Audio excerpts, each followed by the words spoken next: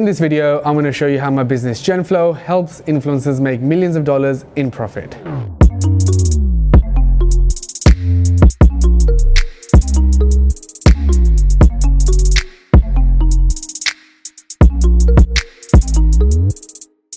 If you watched any of my previous videos, you probably know my story, but for a quick overview, I pretty much left my job 4 years ago, sat at home, developed an app around health and fitness, did really well. I was on like 60,000 monthly active users. Instagram happened, pretty much lost most of my active users to Instagram. It led to me realizing that the bigger opportunity out there is actually e-commerce. Built a whole new e-commerce platform from scratch for influencers, and that pretty much caught fire in 2017. We went after the fitness industry. We pretty much pioneered the whole fitness guide movement, where most of the industry was selling like Excel documents and PDFs. We pretty much built a whole user experience unrivaled compared to anything else out there, which was that if someone buys a guide, you get an app and you can pretty much tick what you're doing, timer, videos, like a bunch of stuff. At the same time, you also build like membership areas where people can like subscribe and go in and have videos and all sorts of features. That in whole of 2017 was our focus. It did really well. In 2018, we pretty much then, my goal was to then from there just expand the business. This is where I found like the bigger opportunity and what's really helped us like generate millions for influencers. It's been that everyone knows like influencer marketing is huge, and then brands are paying so much money to influencers to be able to get them to promote their products. And I really sat and thought about it, that why is this like becoming such a big thing, and like what does this really mean and what can we do? And in that I found this opportunity that I was like, if an influencer is being paid like £2,000 and they're going to give them like 10% commission to promote this brand's product, what they're trying to do is obviously get the audience of this influencer to buy their product, right? So I pretty much was like, why don't these influencers just have their own brands? Because if they have their own brand, pretty much you get to keep 100% of the revenue. So while brands are trying to like essentially sell to your audience, and after like the 7th, 10th, 12th brand deal, you know, you're probably going to lose your credibility with your followers to be like, okay, now what do you want us to buy next? So the concept came of, can we build products for influencers and make it work? I started this by looking into like what's already out there in the market. So the first option people have is that you can go to like a ready-made printing business. And what happens there is that this is your bog standard printing shops, meaning that if you just want like t-shirts printed for your friend's wedding or whatever, you go to this printing shop. There's even websites like Teespring. You go there, you pick your t-shirt, you print them, and that's pretty much what's available. On the second thing that I found was you have like these merch companies, which are like on-demand merch companies. Like one of the ones that people know of a lot is like Merch Labs. What that means is they have like a set garments already, like t-shirts, hoodies, phone cases, caps, and they can just print your logo on it, and there you go, you have your own line of products. The third option is if you want to manufacture it yourself. Anyone can sit on Alibaba, DHgate, sit and search leggings and then ask them, hey, can I have this? In that, what you'll find is obviously extremely difficult to negotiate with suppliers. The cost, they'll send you samples which are actually not ones that they made, but then when the order comes, it's completely different. Like it's really, really troublesome. Plus when it comes to like importing, cargo, customs, how to get the goods, like there was a lot of confusion and not any transparency. And then knowing that the products are like ethical, are they sustainable, are they made correctly, do they have all the right certifications? So there's a lot of stuff. So the way I tackled this was I thought, you know what, I want to own the whole supply chain. And what I mean by that is, so I went to Pakistan, I set up our own factory. So I went out there, found some people that can do like good work. I worked with them for a while to see, can they produce the right goods? Struck a deal with them. We ended up setting up a whole new separate unit, sorted the machinery, the labor, everything, and started manufacturing from scratch. So we started with clothing and fitness accessories. You may have seen like some of the releases we've done and the type of products we've made, and sold like hundreds and thousands of those products. But in my journey of like putting all this together, so once I set up the factory, then I figured out dealing with the right shipping agents, of how I can then import goods, what are the different methods, how do I completely own it, so I know when the cargo's landing, when the ship's landing, how do I clear the goods, what do we need to do when the goods come into the country. I set up a warehouse here where the goods will be stored, barcoded, and all that kind of stuff, get the processes and systems bang on, so then as soon as we make the sales, we're ready to basically pick, pack and deliver to the customer. So we pretty much set all of that up in 2018, which allowed us to create a number of different product ranges. We made some amazing ethical and sustainable yoga products. We did a bunch of different fitness accessories like resistance bands and so much more. Did loads of different clothing, from like t-shirts, hoodies, oversized, like custom fits, custom colors, which was a lot of fun. sold and put together a lot of different projects for people, and it was an awesome experience to go through. So we made and shipped around 500,000 products. We've sold to I think around 146 different countries. We became real experts of like making sure like the whole customer experience is amazing, from like custom packaging, like the note that goes inside it, using recyclable packaging, sending text messaging for delivery updates, half the shipping prices in most of the companies because we ended up negotiating with the right partners. So we did a lot and achieved a lot, and it was a great year for the company.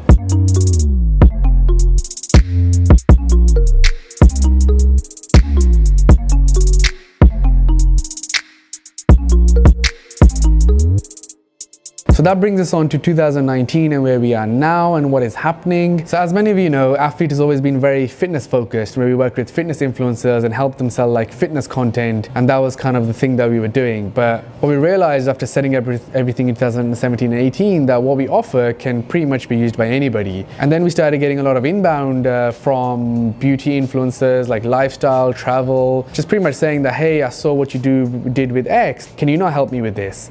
And that made me realize that in 2019, like now, the opportunity is bigger. It's bigger than just helping an influencer monetize.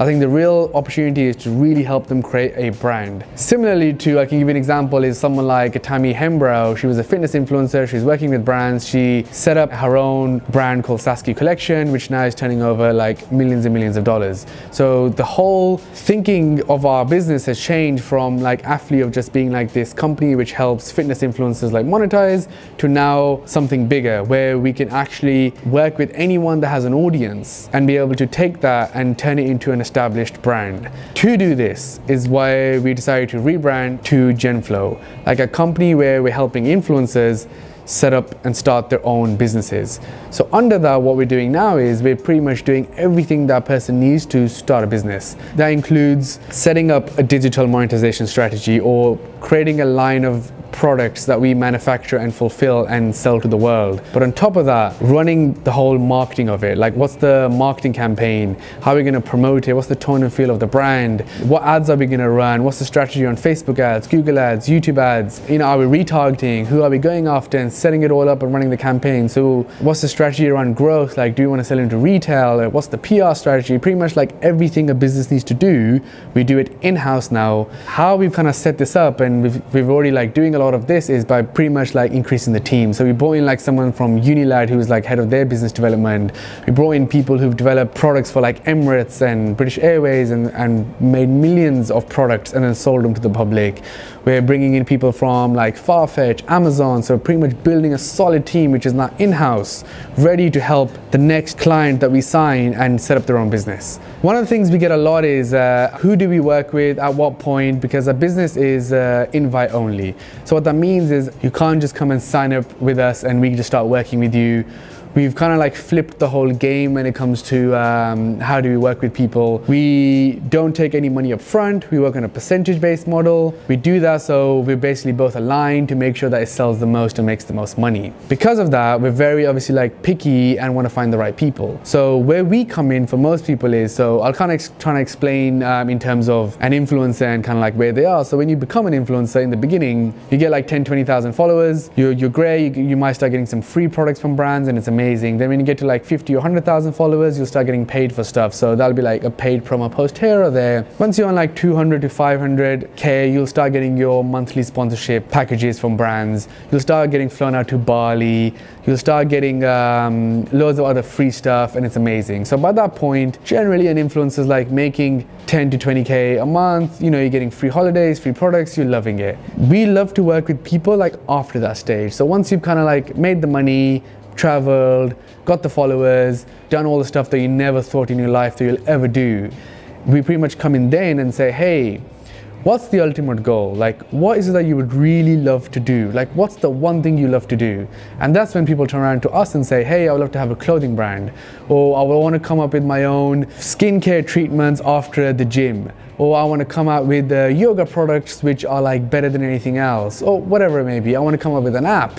Which actually reminds me that just now in 2019, we released a white labeled app with a client which has done 40,000 subscribers like in less than a month. So that's kind of like what we want to do. We want to work with people and help them like achieve their dreams, essentially. Like as cheesy as that may sound, it's kind of like the business that we're in. What that means overall for us right now is, so Athlete still remains, but it remains as part of Genflow, like this larger company which is doing a lot of things. You know, one thing I'm really passionate about, and I would love that I could get across in this video, if you are a upcoming YouTuber or an established one, a YouTuber, influencer, creator, whatever you want to call it, you should really start thinking of yourself as a business. So the ones that we work with are achieving the best results. They're the most organized. So what I mean by that, you should have like a content plan where you know exactly what are you planning on doing, meaning like what videos you want to release and why. Like research the keywords, research the topics, look at videos working for others, what things do you want to talk about, plan that and then get that out there. Ideally, you should be like a month in advance from what's being posted, and like that you're super organized and you know exactly what's going on. 3 videos a week, they're coming out and you get them done. What most people do is like spend a day making like 5, 6, 7 videos, which then brings me on to number 2, that you should have an editor. Editors can be so cheap in terms of finding young people who are either in university or need some experience. They can help you edit your videos, and like that you can start getting more videos out there, more than other people. Thirdly, what I would recommend that people should be doing, marketing. That actually thinking about what do I do to get more people to see me. Most people are just posting and just hoping people find them, hoping it ends up on the trending page and the explore page and people find them. You know, they're putting the same tags in every post, even though they're not relevant to the content, and hoping people just find them. So firstly, sitting down and thinking, what can I do to get people to see me more? One thing you can do is actually share in like Facebook groups. A lot of people don't know, but these groups exist with like 100,000 plus people in there.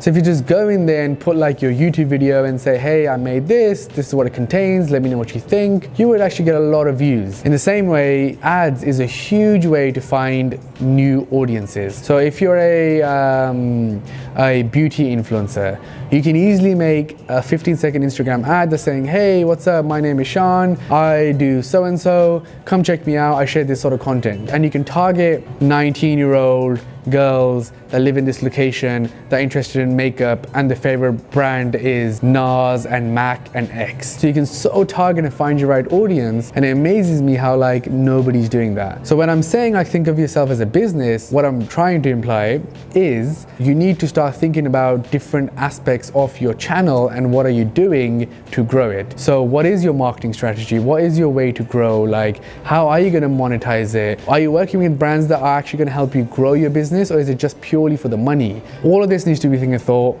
Obviously, there's a lot more I can go into detail, but I guess I meet a lot of influencers now, and the one thing that I do see which is very clear, especially from people that are established, have some followers, have made their money, that the transition is not happening as much as it should be in terms of there's a person getting paid to do stuff to a business operating with processes and systems and making sure things are being done. So there's so much that I'm actually excited for that I would love to share. Firstly, me and the team are traveling to the US on the 7th of Feb to set up our LA offices.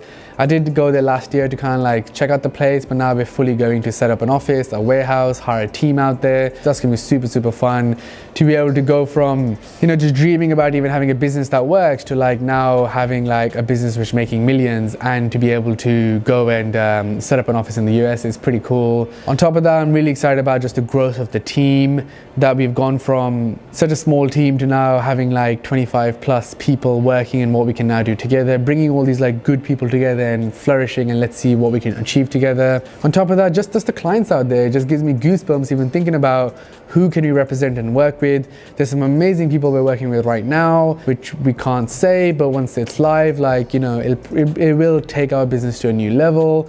Exciting times. Now I'm gonna get more active on creating content for sure. As much as I tried doing for the past few months, the truth is the business just got so busy, didn't have enough people and resources to be able to like cope with everything. So they just meant like longer hours, working till like 4 a.m, putting in the work to make sure we have everything that we have and we keep the growth going. So again, if there's anything that you want to know, I'm trying to cover most of the things that I get asked a lot now in meetings and that kind of stuff, but anything in particular, let me know. I'm trying to make more like casual casual stuff about how the business is running, what we're doing, some of the team, alongside some more detailed stuff about how you can actually grow your business. Hope you liked the video, and yeah, leave a comment, get in touch with me. As always, on my Instagram DM is probably the best way, or just email me, Sean@genflow.com, and I'll see you soon.